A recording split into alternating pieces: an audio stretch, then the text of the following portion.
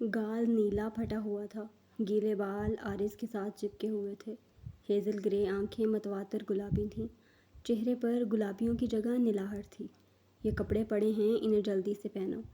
آریان خانزادہ نے اس کی سہمی آنکھوں میں بغور دیکھتے اسے سرد لہجے میں حکم دیا۔ زرمش نے جلدی سے اس بات میں سر ہلایا تھا۔ 1 منٹ میں تم یہ کپڑے بدلو گی، صرف 1 منٹ میں۔ اس سے پہلے تم بے ہوش نہیں ہونی چاہیے ہو، ورنہ پھر میں تمہیں اس طریقے سے بے ہوش کروں گا، ساری عمر ہوش میں نہیں آؤ گی۔ وہ اس کے کانپتے وجود پر نگاہیں گاڑے حکمیہ لہجے میں غرایا۔ زرمش نے اس کی طرف دیکھتے جلدی سے اس بات میں سر ہلایا تھا۔ پہنو ان کپڑوں کو۔ آریان خانزادہ سرد لہجے میں بولتے دروازے کی طرف بڑھا۔ دروازہ لاک نہیں کرو گی، ایسے ہی چینج کرو۔ 5 منٹ بعد میں بنا لاک کیے کمرے میں آؤں گا۔ آریان رخ پلٹے بغیر حکم دیتے کمرے سے نکل گیا تھا۔ زرمش نے اپنے چکراتے وجود کو جلدی سے سنبھالتے اپنے تن سے کپڑے اسی لمحے اتارے تھے۔ اس نے جلدی سے بیڈ پر رکھا، وہ جوڑا زیب تن کیا تھا۔ اسے 5 منٹ ہی لگے تھے کپڑے چینج کرنے میں۔ وہ جانتی تھی وہ 5 منٹ بعد کمرے میں ہوگا۔ اس کا اندازہ ٹھیک تھا، وہ 5 منٹ بعد کمرے میں تھا۔ آریان خانزادہ کمرے میں داخل ہوتا اس کی طرف بڑھا۔ وہ سیاہ کلر کی فراک میں بیک گراؤنڈ کے ساتھ ٹیک لگائے ہوئے آنکھیں موندے ہوئے تھی۔ رشنا خان وہ زرمش کے وجود پر بے حد اسٹائلش فٹنگ فراک دیکھتے رشنا خان کو گھراہٹ نما دبی آواز میں پکارتے مٹھیاں بھیج گیا تھا۔ رشنا خان کی اب خیر نہیں تھی اس کے ہاتھوں سے۔ زرمش کے بدن پر یہ فتنہ فراک دیکھتے اسے اب پتہ چلا تھا، رشنا خان چادر کے نیچے ایسی ڈریسنگ کرتی ہے۔ آریان خانزادہ نے اس کی طرف بڑھتے بیڈ پر بیٹھتے شیشے کی بوتل زرمش کی طرف بڑھائی۔ کیا ہے یہ؟ زرمش نے آنکھیں کھولتے اس سے پوچھا۔ یہ زہر ہے، یقیناً میری پناہوں سے چھٹکارا پانے کے لیے تم یہ زہر خوشی خوشی پی لو گی، جیسے کچھ دیر پہلے خودکشی کی کوشش کی تھی۔ وہ اس کے نزدیک ہوتے اس کے دونوں اطراف میں ہاتھ رکھتے اس کے خوبصورت نقوش پر سلگتی سانسیں چھوڑ گیا تھا۔ خودکشی؟ زرمش نے اس کا ادا کیا لفظ بے آواز دہرایا تھا۔ ہاں، خودکشی۔ وہ اس کے لبوں کی جنبش دیکھتے لفظ خودکشی پر زور دیتے بولا تھا۔ گاڑی لے کر نکل گئی تمہاری اناڑی ڈرائیونگ سے اندازہ ہوا تمہیں خودکشی کرنے کے سارے طریقے پتہ ہیں۔ آریان خانزادہ اس کے نیلے گال پر گہری نگاہیں گاڑے استحضائیہ لہجے میں بولا تھا۔ زرمش گراؤنڈ میں سماتے اسے دیکھے جا رہی تھی۔ اس کی سلگتی سانسوں کی تپش سے وہ گراؤنڈ میں سماتی جا رہی تھی۔ وہ اس کے بے حد قریب تھا۔ کس نے سکھائی یہ ڈرائیونگ؟ آریان خانزادہ نے سرد لہجے میں استفسار کیا۔ کالج کی فرینڈس نے سکھائی تھی۔ زرمش دوسری طرف کھسکی تھی۔ اس کے بازو کو دیکھتے وہ سسکی لے گئی۔ وہ اس کے گرد اپنے دونوں ہاتھ جمائے اسے محصور کیے ہوئے تھا۔ نہ پسٹل چلانی آتی ہے نہ گاڑی۔ اگر دونوں میں سے ایک بھی چلانی آتی میری پناہوں سے تم آج نکل ہی جاتی۔ وہ اس کی سہمی آنکھوں میں دیکھتے استحضائیہ ہنسا تھا۔ کوئی بات نہیں، میں تمہیں سکھاؤں گا، گاڑی چلانا بھی اور بندوق چلانا بھی۔ آریان خانزادہ نے اسے دیکھتے آنکھ ونک کی تھی۔ زرمش سانسیں روکے اسے دیکھے جا رہی تھی۔ وہ اس کی اتنی نزدیکی برداشت نہیں کر سکتی تھی۔ پکڑو اس زہر کی شیشی کو، کھٹاکھٹ پی لو، ورنہ میرے پاس خودکشی کے جو طریقے ہیں وہ تمہاری نازک جان برداشت نہیں کر سکے گی۔ آریان خانزادہ نے دھمکی آمیز لہجے میں غراتے ہوئے شیشی اس کی جانب بڑھائی۔ زرمش کانپتے ہاتھوں سے اس کے ہاتھوں سے وہ چھوٹی سی بوتل پکڑے اسی لمحے اپنے لبوں سے لگاتے گھٹاگھٹ چڑھا گئی تھی۔ وہ اسے گہری نگاہوں سے دیکھتے اب مسکرا رہا تھا۔ وہ اس کے حکم پر شاید اپنی سانسیں بھی روک سکتی تھی۔ اتنا ڈرتی ہو مجھ سے کہ ایک لمحے میں زہر پی لیا؟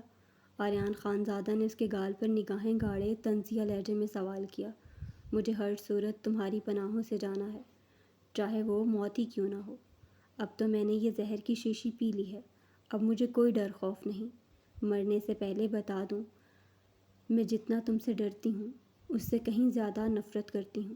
وہ سسکتے ہوئے اس کے سینے پر اپنے دونوں ہاتھ جما گئی تھی۔ نفرت سے زیادہ تم آریان خانزادہ سے ڈرتی ہو، تمہارا کانپتا بدن اور لرزتے ہونٹ کہہ رہے ہیں۔ تم نے یہ لفظ ادا کرتے ہوئے بہت ہمت کی ہے۔ وہ استحضائیہ بولتے خوفناک کہکا لگا گیا تھا۔ زرمش اس کے کہکے پر خوف سے ہچکی لے گئی تھی۔ بولو، تم موت سے بھی زیادہ آریان خانزادہ سے ڈرتی ہو۔ وہ اس پر جھکے ایک ایک لفظ چباتے غرایا تھا۔ مم میں موت سے زیادہ آریان خانزادہ سے ڈرتی ہوں، زرمش نے ہچکی لیتے جلدی سے ایک ہی سانس میں کہا تھا۔ اب لیٹ کر آنکھیں بند کیے یہ دہراتی جاؤ، جب تک تم موت کی آغوش میں نہیں چلی جاتی، یہ لفظ دہراتی جاؤ۔ وہ اسے کندھوں سے جکڑے تکیے پر نرمی سے لٹا گیا تھا۔ اس نے بے حد نرمی سے اس پر کمبل دیا۔ میں موت سے زیادہ آریان خانزادہ سے ڈرتی ہوں، وہ آنکھیں موندے کپ کپاتے لبوں سے بولی تھی۔ آریان خانزادہ بیڈ سے اٹھتے ہوئے دروازے کی طرف بڑھا۔ بولتی رہو۔ زرمش کی خاموشی پر وہ اونچی آواز میں غرایا تھا۔ میں موت سے زیادہ آریان خانزادہ سے ڈرتی ہوں، میں موت سے زیادہ آریان خانزادہ سے ڈرتی ہوں، میں موت سے زیادہ آریان خانزادہ سے ڈرتی ہوں، وہ آنکھیں موندے بنا رکے بولتی جا رہی تھی۔ میں موت سے زیادہ آریان خانزادہ سے ڈرتی ہوں۔ وہ بامشکل یہ لفظ دہرا رہی تھی۔ اس کا دماغ تاریکی میں جا رہا تھا، شاید وہ مر رہی تھی۔ میں موت سے زیادہ آریان خانزادہ سے ڈرتی ہوں، وہ ٹوٹے لفظوں سے بولتے ہوئے ساکت ہو چکی تھی۔ آریان خانزادہ مسکراتے ہوئے لائٹس آف کرتے باہر کی جانب بڑھ گیا تھا۔ حیدر خان اپنے گرینڈ ہوٹل کی CCTV فوٹیج چیک کرتے ہوئے اپنی سانسوں کی تپش پر بامشکل قابو پائے ہوئے تھا۔ حیدر خان کا بس نہیں چل رہا تھا آریان خانزادہ کو اس کی حویلی سمیت آگ لگا دے۔ وہ ٹیبل پر دونوں ہاتھ جمائے جھکے ہوئے لیپ ٹاپ کی اسکرین پر اپنی سرخ آنکھیں گاڑے اس دن کی فوٹیج چیک کر رہا تھا۔ یکدم اس کی آنکھیں بے یقین ہوئی تھیں۔ بلیو جینز پر سیاہ ہوڈی پہنے وہ آریان خانزادہ ہی تھا۔ اپنے دوستوں کے ہمراہ وہ ہوٹل میں اسی رات اس پہر داخل ہوا تھا۔ اس کے نمبر پر جو کال آئی اس کی لوکیشن بھی اس کے ہوٹل کے قریب ہی ٹریس ہوئی تھی، یعنی اس رات اس نے گرینڈ ہوٹل کے پاس ہی اسے کال کی تھی۔ حیدر خان نے لیپ ٹاپ کو ایک ہی چست میں ٹیبل سے نیچے پھینکتے چیخا تھا۔ یہ نہیں ہو سکتا آریان خانزادہ، یہ نہیں ہو سکتا آریان خانزادہ، میری بہن تمہارے ہی پاس ہے، میں زمین کھود کر اسے نکال لوں گا، مگر وعدہ ہے میرا، اسی زمین میں 100 گز کا گڑھا کھودتے تو میں غرق کر دوں گا۔ وہ حلق کے بل چیختے ہوئے اپنے بال مٹھیوں میں جکڑ گیا تھا۔ حیدر خان نے اپنی قمیض کی پاکٹ سے فون نکالتے ہوئے کال ملاتے کان سے لگایا۔ آریان خانزادہ کے بارے میں ایک ایک انفارمیشن اکٹھا کرو، اس کی زندگی کا ہر راز مجھے جاننا ہے۔ حیدر فون پر چیختے ہوئے ٹیبل پر پوری قوت سے مکہ مار گیا تھا۔ ذویار خانزادہ سیاہ جینز پر سیاہ شرٹ پہنے ہوئے تھا، جس پر سیاہی لیدر جیکٹ پہنے سیاہ گھوڑے پر بیٹھا استنبول کے بیچ پر رائڈنگ کر رہا تھا۔ وہ اپنے براؤن بالوں میں انگلیاں پھیرتے ہوئے تیزی سے اپنے سیاہ گھوڑے کو دوڑا رہا تھا۔ وہ اس وقت کافی دور نکل آیا تھا۔ آج رات ہی اس کی پاکستان کی فلائٹ تھی۔ اسے کل ہر حال میں کلام پہنچنا تھا۔ اسے ایک جرگے میں شرکت کرنی تھی۔ اس جرگے کا فیصلہ وہی کر سکتا تھا۔ اس کے فیصلے کے آگے کسی کی ہمت نہیں ہوتی تھی بولنے کی، چاہے وہ کسی بے گناہ کو سولی پر ہی کیوں نہ چڑھا دے۔ اس کا اصول تھا سامنے والے کی نظر اٹھنے سے پہلے ہی وہ آنکھیں نکال دی جائیں، سر اٹھنے سے پہلے کچل دیا جائے۔ شام کے سائے گہرے ہو رہے تھے۔ ایک ہارس رائڈنگ تھی جس کے آگے وہ سب بھول جاتا تھا۔ 30 سالہ ذویار خانزادہ کا سرخ و سفید چہرہ سردی کی شدت اور ٹھنڈی سمندری ہواؤں سے سرخ ہو رہا تھا۔ وہ اب بیچ کے کنارے سے ہوتے استنبول کے گھنے بے حد خوبصورت جنگل میں داخل ہو گیا تھا۔ وہ اپنے گھوڑے کو جتنا دوڑا سکتا تھا دوڑا رہا تھا۔ وہ اونچی آوازیں نکالتے گھوڑے کو جوش دلاتے اور تیزی سے بھگا رہا تھا۔ یکدم اس کی سماعتوں میں نسوانی چیخوں کی آواز پڑی۔ اس کے چہرے پر اشتعال اور جھنجھلاہٹ کی سرخی دوڑ گئی تھی۔ ان نسوانی چیخوں کی آواز شدت اختیار کرتی جا رہی تھی۔ ذویار خانزادہ نے اپنے گھوڑے کو مزید تیزی سے دوڑایا تھا۔ اس بلا کے مغرور ذویار خانزادہ کی ذات کو رتی برابر ان نسوانی چیخوں کی پرواہ نہیں تھی۔ اس ٹائم اس گھنے جنگل میں ایک عورت کا بھلا کیا کام؟ عورت تو چادر میں لپٹی صرف کمرے کی زینت ہوتی ہے۔ وہ اپنے بے حد مغرور نقوش کے زاویے بگاڑتا اپنے گھوڑے کو مزید تیزی سے دوڑانے لگا۔ گھوڑا اتنی تیزی سے دوڑانے پر بری طرح سے بدکنے لگا تھا۔ ذویار خانزادہ نے اسی لمحے اپنی سیاہ پینٹ سے بیلٹ ایک جھٹکے سے کھینچ کر نکالتے ہوئے پوری قوت سے گھوڑے کی پیٹھ پر ماری۔ گھوڑا ہنہناتے ہوئے تیزی سے بھاگنے لگا تھا۔ ذویار خانزادہ سرخ چہرے کے ساتھ بے رحمی سے گھوڑے پر وار کر رہا تھا۔ ہیلپ می پلیز، وہ خوبصورت نسوانی چیخوں کی آواز شدت اختیار کرتی جا رہی تھی۔ ذویار خانزادہ نے ایڑ لگا کر اب گھوڑے کو کنٹرول کرنے کی کوشش کی۔ نہ چاہتے ہوئے بھی وہ اس نسوانی چیخوں اور مدد کو پکارنے پر متوجہ ہو گیا تھا۔ ویسے بھی اس کے نزدیک عورت مدد کو پکارے تو مرد کو اس کی مدد کر ہی لینی چاہیے۔ پٹھانوں کا خون تھا اس کے اندر۔ عورت کی مدد کرتے اسے بتانا بھی تو تھا کہ وہ ایک عورت ہے اور وہ مرد۔ وہ استضاعیہ مسکراتے ہوئے اپنی رفتار کم کر گیا تھا، مگر گھوڑا بیلٹ کی ضربوں اور رفتار تیز ہونے پر وہ اپنی رفتار کم نہیں کر پا رہا تھا۔ وہ مزید بدکنے لگا تھا۔ ذویار خانزادہ نے ایک اور ضرب پوری قوت سے لگائی تھی۔ گھوڑے نے اپنی رفتار کم کی تھی۔ وہ گہرا مسکرایا تھا۔ جانور ہو یا انسان، وہ سب کو سیدھا کرنا جانتا تھا۔ Please help me, save me, وہ نسوانی چیخ اس کے اب بہت قریب تھی۔ ذویار خانزادہ نے اپنے گھوڑے کا رخ اس نسوانی چیخو پکار کی طرف موڑا۔ ذویار خانزادہ کی نظر اپنے سامنے براؤن گھوڑے پر بیٹھی لڑکی پر پڑی، جس کا گھوڑا بری طرح سے بدک رہا تھا۔ وہ چیختے ہوئے بمشکل اسے سنبھال رہی تھی۔ ذویار خانزادہ اپنے گھوڑے کی لگامیں کھینچتا، اس پر ضربیں لگاتا، اسے تیزی سے دوڑاتا اس لڑکی کی طرف بڑھا۔ ذویار خانزادہ کی گہری نگاہیں اس لڑکی پر تھیں، جو سفید بے حد تنگ جینز پر سفید سلیو لیس شرٹ میں ملبوس تھی۔ ذویار خانزادہ کی گہری نگاہیں اب اس لڑکی کے خوبصورت بالوں پر تھیں جو ہوا میں لہرا رہے تھے۔ شہد رنگ سلکی بے حد خوبصورت بال، اس کے بال بے حد خوبصورت تھے۔ ذویار خانزادہ نے اتنے خوبصورت بال آج تک نہیں دیکھے تھے۔ وہ ابھی تک اس لڑکی کا چہرہ نہ دیکھ سکا تھا۔ ذویار خانزادہ گھوڑے کو دوڑاتا اس لڑکی کی طرف بڑھتے اس کے مقابل آیا تھا۔ اس لڑکی کی کمر میں ہاتھ ڈالتے اس نے ایک جھٹکے سے اپنے گھوڑے پر آگے کی طرف بٹھایا۔ وہ لڑکی مزید بری طرح سے چیخنے لگی تھی۔ ذویار خانزادہ اپنے گھوڑے کی رفتار مزید بڑھا گیا تھا۔ ذویار خانزادہ کا گھوڑا بہت تیزی سے بھاگتے بری طرح سے بدک بھی رہا تھا۔ لڑکی مزید شدت سے چیخنے لگی تھی۔ وہ اس کی چیخوں پر اپنی بیلٹ لڑکی کے پیٹ سے دونوں ہاتھوں سے ڈالتا، لڑکی کو اپنے قریب کرتے اسے اپنے سینے سے لپٹا گیا تھا۔ آگے بیٹھی لڑکی کی چیخیں اب رکی تھیں۔ رنگت شدید سرخ ہوئی تھی۔ اس کی پشت پیچھے بیٹھے لڑکے کے سینے سے بری طرح ٹچ ہو رہی تھی۔ وہ بیلٹ سے اسے محصور کیے ہوئے بیلٹ کو دونوں ہاتھوں سے جکڑے آوازیں نکالتے ہوئے اپنے گھوڑے کو تیزی سے دوڑا رہا تھا۔ وہ اپنی اتنی بے عزتی پر سرخ ہو رہی تھی۔ پہلی مرتبہ کسی مرد نے اسے اس طرح سے ٹچ کیا تھا۔ اتنا تو شاہویر ملک کبھی اس کے قریب نہیں آیا تھا۔ وہ اپنے بے حد خوبصورت شہزادیوں جیسے مغرور نقوش کو سکیڑے اپنے غصے پر بمشکل قابو پا رہی تھی۔ ذویار خانزادہ نے اس کے سلکی بالوں کی نرماہٹوں میں گہرا سانس لیتے اس کی خوشبو اپنے اندر اتاری تھی۔ وہ اس کی خوشبو سے جیسے ایڈکٹ ہوا تھا۔ وہ مزید شدت سے اسے خود کے ساتھ لپٹا گیا تھا۔ اب تو آگے بیٹھی عائش ملک کے چہرے پر غصے کی گہری رمق چھائی تھی۔ وہ اس کی بدتمیزیاں اور بے باک پن محسوس کر چکی تھی۔ اس کے بدن میں ہوتی تبدیلیاں عائش ملک کے کان کی لوئیں تک سرخ کر چکی تھی۔ عائش ملک نے اس کے حصار سے جھٹپٹاتے ہوئے نکلنا چاہا۔ وہ اسے بیلٹ سے مزید شدت سے جکڑے خود کے ساتھ سختی سے لپٹا گیا تھا۔ اب ذویار خانزادہ کا چہرہ سرخ ہوا تھا۔ اس کے حصار میں بری طرح جھٹپٹا رہی تھی۔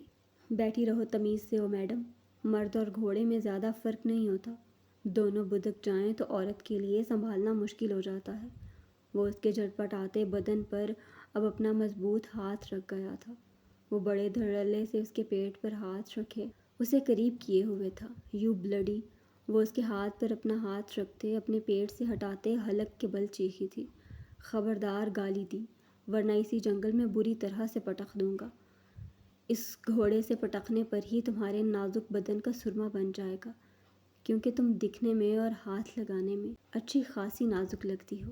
وہ سرد لہجے میں بولتے اس کے پیٹ کو مٹھی میں بے دردی سے بھر گیا تھا۔ تم مجھے جانتے نہیں، ہو آئی ایم۔ عائش ملک اس کا مضبوط ہاتھ اپنے پیٹ سے ہٹانے کی ناکام سعی کرتے ہلکان ہوتے حلق کے بل چیخی تھی۔ عورت کو گالی دینا میری فطرت نہیں، مگر اسے اس کی اوقات یاد کروانا اس خانزادے کی فطرت ہی نہیں، اس کی سرشت میں بھی شامل ہے۔ آج یہ خانزادہ تمہیں تمہاری اوقات یاد دلائے گا۔ ذویار خانزادہ نے اس کے کان میں پھنکارتے ہوئے بیلٹ اس کے پیٹ سے کھینچتے پوری قوت سے گھوڑے پر ضرب لگائی تھی۔ عائش ملک منہ پر ہاتھ رکھتے چیخ پڑی تھی۔ وہ بے یقین تھی کوئی کیسے بے زبان جانور پر اتنی بے دردی سے وار کر سکتا ہے۔ ذویار خانزادہ نے چیختے ہوئے بیلٹ کو ایک بار پھر سے پوری قوت سے گھوڑے کو مارنا چاہا تھا۔ عائش ملک اس کی بیلٹ کے اگلے سرے کو ہاتھ سے جکڑے پوری قوت سے اسے اپنی طرف کھینچ گئی تھی۔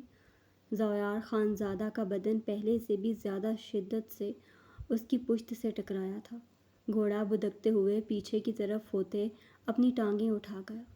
ذویار خانزادہ غصے سے اس کی کمر کو دونوں ہاتھوں سے بے دردی سے جکڑ گیا تھا۔ عائش ملک پوری قوت سے چیخ رہی تھی، مگر بیلٹ کا سرا اس نے ابھی تک نہیں چھوڑا تھا۔ نہ ذویار خانزادہ نے بیلٹ کا سرا چھوڑا تھا۔ وہ دونوں بیلٹ کے سروں کو تھامے ہوئے تھے۔ چھوڑو بیلٹ، یہ جانور ایسے نہیں سیدھے ہوتے۔ وہ غرایا تھا۔ جانوروں کا پتہ نہیں، مگر انسان کو جانور بنتے کیسے روکتے ہیں یہ اس ملکائن کو بخوبی پتہ ہے۔ مرد کو اس کی اوقات دکھانا مجھے بھی خوب آتا ہے۔ وہ جواباً غراتے ہوئے بیلٹ اپنے ہاتھ میں لپیٹ گئی تھی۔ ٹھیک ہے، اب تمہیں تمہاری اوقات بتاؤں گا۔ مرد جانور بن جائے تو تم جیسی عورت کیسا محسوس کرتی ہے؟ عورت اور گھوڑے کو جتنی لگام ڈالو وہ اتنے سیدھے رہتے ہیں۔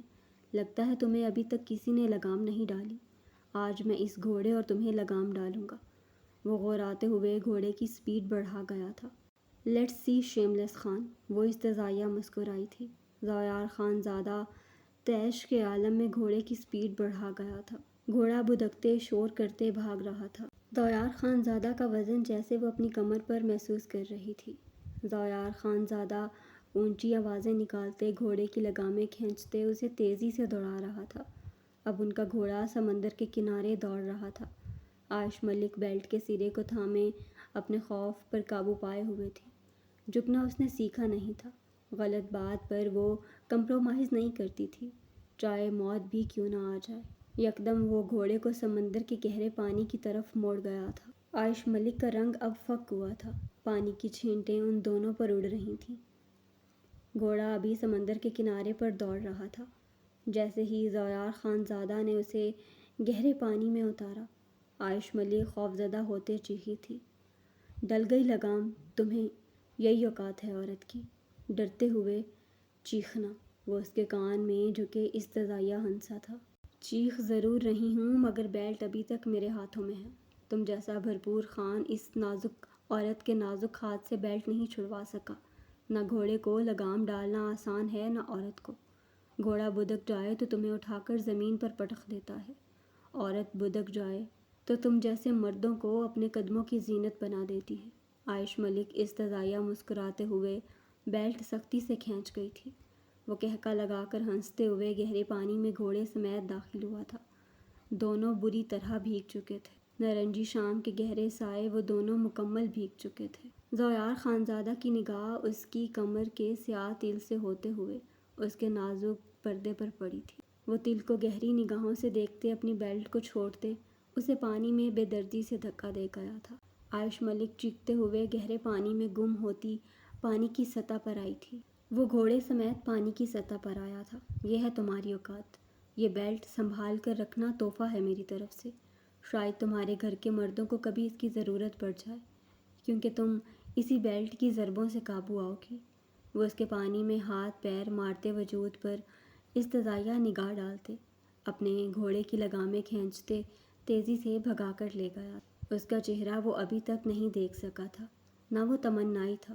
یو بلڈی خان، آئی فک یو، آئی ول کل یو، وہ پوری قوت سے چیخ رہی تھی۔ ذویار خانزادہ اس کی چیخیں سنتے مسکراتے ہوئے اپنے گھوڑے کو تیزی سے بھگا کر لے گیا تھا۔ درغزئی خانزادہ کو اپنی بڑی سی مرسڈیز کو روکنا پڑا تھا۔ سامنے ہی بہرمند خان کی سیاہ جیپ کھڑی تھی۔ وہ مونچھوں پر ہاتھ پھیرتے ہوئے اسے گہری نگاہوں سے دیکھتے مسکرا رہا تھا۔ درغزئی خانزادہ اپنی پچھلی گردن کو سہلاتے ہوئے اسے دیکھ رہا تھا۔ بہرمند خان اپنی جیپ سے جمپ مار کر اترا تھا۔ اس کا پرسنل گارڈ کریم خان بھی جمپ مار کر اترا تھا۔ درغزئی خانزادہ سیٹ سے ٹیک لگائے گہرے سانس لیتے آنکھیں موندے اپنی آنکھوں کو انگلیوں سے مسلتے ہوئے اپنی طرف کا دروازہ کھول کر اترا۔ وہ اس وقت وائٹ شلوار قمیض پر سیاہ شال اوڑھے ہوئے تھا۔ بہرمند خان براؤن شلوار قمیض پر وائٹ مردانہ شال اوڑھے ہوئے تھا۔ کمر پر بیلٹ لگا کر اس نے اپنی پسٹل اور گولیاں اس بیلٹ میں لگائی ہوئی تھیں۔ وہ اپنی مونچھوں پر ہاتھ پھیرتے ہوئے درغزئی خانزادہ کی طرف بڑھ رہا تھا۔ درغزئی خانزادہ سنجیدہ نگاہوں سے اس کی طرف دیکھتے اس کی طرف بڑھا تھا۔ مرحبا لالا۔ بہرمند آگے بڑھتے ہوئے درغزئی خانزادہ کو گلے سے لگا گیا تھا۔ مرحبا۔ درغزئی سنجیدگی سے بولتے اس سے الگ ہوا تھا۔ کیا بات ہے لالا؟ اس بار حویلی آ کر بھی ہمارے غریب خانے کا چکر نہیں لگایا؟ وہ مونچھوں پر ہاتھ پھیرتے طنزیہ مسکرایا تھا۔ آؤں گا، درغزئی نے سنجیدگی سے کہا۔ کب لالا؟ آج اتنے دنوں سے حویلی میں موجود ہو، مگر خانم بی سے تم ملنے نہیں آیا۔ ہم مانتا ہے نئی عورت کا نشہ بہت خاص ہوتا ہے، مرد کو کہیں کا نہیں چھوڑتا۔ خانم بی ہمارا اماں ہے، یہ بھولو مت۔ بہرمند کی بات پر درغزئی خانزادہ کی رنگت میں سرخیاں سی گھلی تھیں۔ تم بھی بھولا نہیں ہوگا ہمارا مار، ہم کو یقین ہے۔ کھمبے کے ساتھ باندھ کر تمہارے سخت بدن کو ہم نے سلاخوں سے پیٹا ہے، جب جب تم نے کوئی غلط کام بھی کیا۔ ہم کو یقین ہے تم اپنے لالا کی دہشت کو بھولا نہیں ہوگا۔ وہ اپنے اور بہرمند کے درمیان 2 قدم کا فاصلہ طے کرتے اس کے قریب ہوتے اس کے گال پر نرمی سے ہاتھ رکھ گیا تھا۔ درغزئی کی بات پر بہرمند کی آنکھیں اسی لمحے سرخ ہوئی تھیں۔ دوسرے لمحے وہ مسکرا گیا تھا۔ لالا، یہ ہاتھ ہمارے لیے قابل احترام ہے، تم چاہے ہم کو زندہ زمین میں گاڑ دے، ہم ایک لفظ نہ بولے۔ آخر تم ہمارا لالا ہے، وہ اس کے ہاتھ چومتے ہوئے بولا تھا۔ درغزئی خانزادہ اپنے جبڑے بھیجتے ہوئے اپنا ہاتھ کھینچ گیا تھا۔ آ جانا لالا، 2 قدم کا فاصلہ پر ہمارا غریب خانہ ہے، تمہارے لیے رات کو درجن بکرا کاٹ ڈالے گا۔ آج تمہارا اور بھابھی کا بھی دعوت ہے، وہ مسکراتے ہوئے بولا تھا۔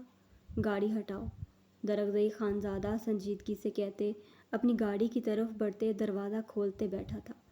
بہرمند نے اپنی جیپ کی طرف بڑھتے ڈرائیونگ سیٹ سنبھالی تھی۔ کریم خان بھی اپنی بندوق کو پکڑے ساتھ والی سیٹ پر بیٹھا تھا۔ بہرمند نے ہاتھ کے اشارے سے درغزئی خانزادہ کو سلوٹ کیا تھا۔ درغزئی خانزادہ نے اسے ہاتھ کے اشارے سے گاڑی نکالنے کو کہا۔ وہ ہنستے ہوئے گاڑی پیچھے کی طرف کرتے اپنی گاڑی موڑ گیا تھا۔ درغزئی خانزادہ گاڑی زن سے بھگا کر لے گیا تھا۔ اسٹیئرنگ پر بہرمند کے ہاتھ سختی سے جمے تھے، آنکھوں میں خون اترا تھا۔ تم دیکھنا کریم خان، ایک دن اسی بندوق سے میں اپنے لالا کی جان لوں گا۔ اس کی گاڑی اسی پل سے گرتے اس دریا میں گم ہو جائے گی۔ میرے بابا کبیر خان کی حویلی ہے، وہ جس پر وہ قبضہ جما کر بیٹھا ہے، اس ساری جائیداد پر میرا حق ہے، میرا، بہرمند خان کا۔ اس درغزئی خانزادہ کی جگہ زمین کی تہہ ہے۔ وہ اسٹیئرنگ پر مکہ مارتے بھوکے رندے کی مانند دھاڑا۔ درغزئی خانزادہ کی گاڑی اس کی حویلی کے کار پورچ پر آ کر رکی تھی۔ وہ اسٹیئرنگ پر ہاتھ جمائے گاڑی میں بیٹھے کتنی دیر ونڈ اسکرین کو گھورتا رہا تھا۔ محبتوں کے معاملے میں اس کی قسمت ہی ایسی کیوں تھی؟ آخر اس کا ہر رشتہ اس سے نفرت کیوں کرتا تھا؟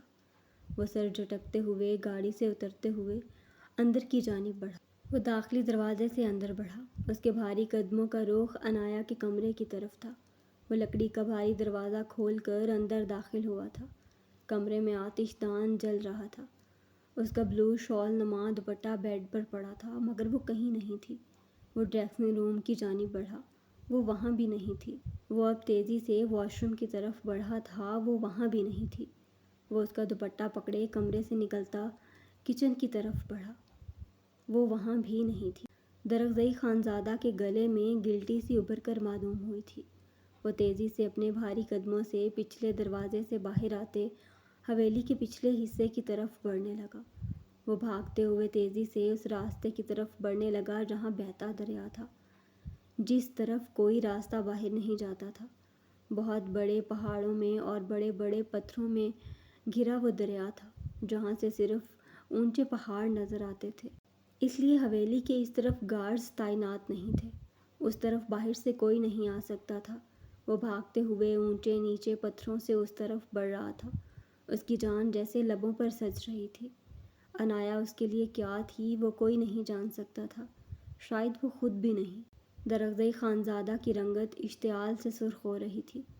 وہ اس کی اجازت کے بغیر کیسی اس طرف آ سکتی تھی، وہ بھی بغیر چادر کے۔ وہ اس کی چادر ہاتھ میں پکڑے بھاگتے ہوئے اونچے نیچے پتھروں سے نیچے کی طرف اتر رہا تھا۔ یکدم وہ رکا تھا۔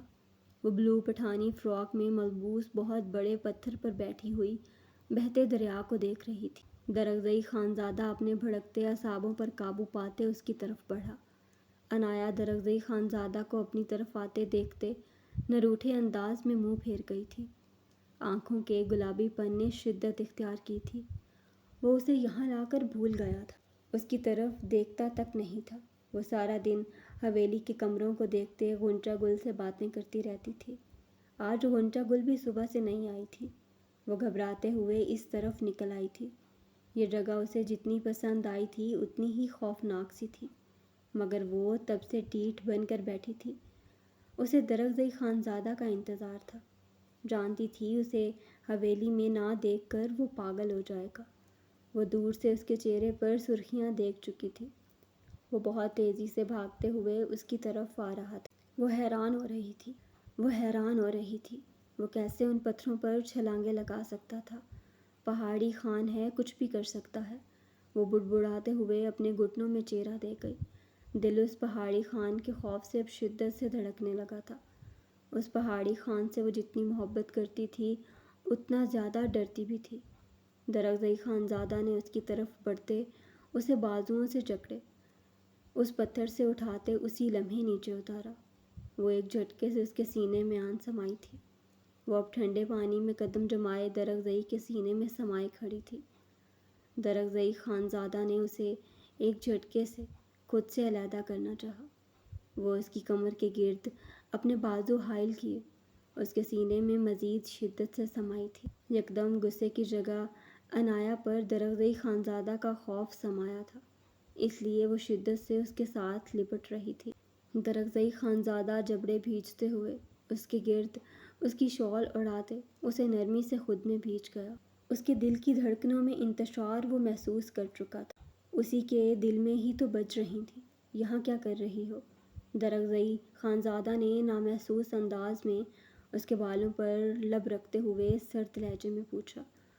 غنچہ گل بھی نہیں آئی تھی آج، مجھے حویلی سے ڈر لگتا ہے، اس لیے ادھر آ گئی۔ وہ اس کے سینے سے لپٹے سسک پڑی تھی۔ درگزئی خانزادہ نے اس کے سسکنے پر اسے خود سے دور کیا۔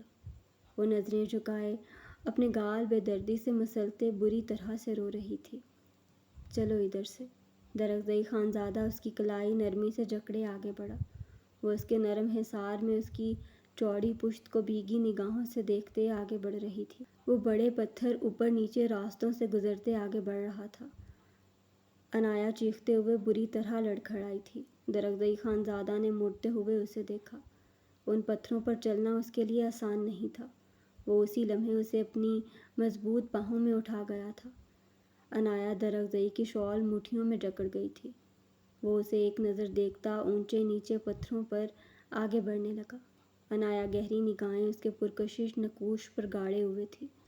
اس نے اپنی زندگی میں اس سے زیادہ حسین مرد نہیں دیکھا۔ وہ اس کی شال کو جکڑے اس کے مغرور نقوش دیکھے جا رہی تھی جو اس وقت تنے ہوئے تھے۔ وہ اس کے سرد و سپاٹ چہرے کو دیکھتے روحان سی ہو رہی تھی۔ اس کا سرد و سپاٹ چہرہ اس کی جان نکال کر رکھ دیتا تھا۔ وہ اسے گود میں اٹھائے اوپر نیچے پتھروں پر چلتے ہوئے آگے بڑھ رہا تھا۔ عنایا کے براؤن کھلے سلکی بال نیچے کی طرف لہرا رہے تھے۔ شال اس کے گلے میں پڑی تھی، اس کا ایک کونا بھی زمین سے ٹچ ہو رہا تھا۔ وہ اس کی شال کے کونے کو زمین کے ساتھ لگتے دیکھ کر اسے مزید اوپر کو کرتے اٹھا گیا تھا تاکہ اس کی شال زمین سے ٹچ نہ ہو۔ شال کے بغیر کیوں آئی؟ شال لے کر آ جاتی۔ درگزئی خانزادہ اس کے کھلے بال دیکھتے تیز تیز قدموں سے آگے بڑھتے بولا۔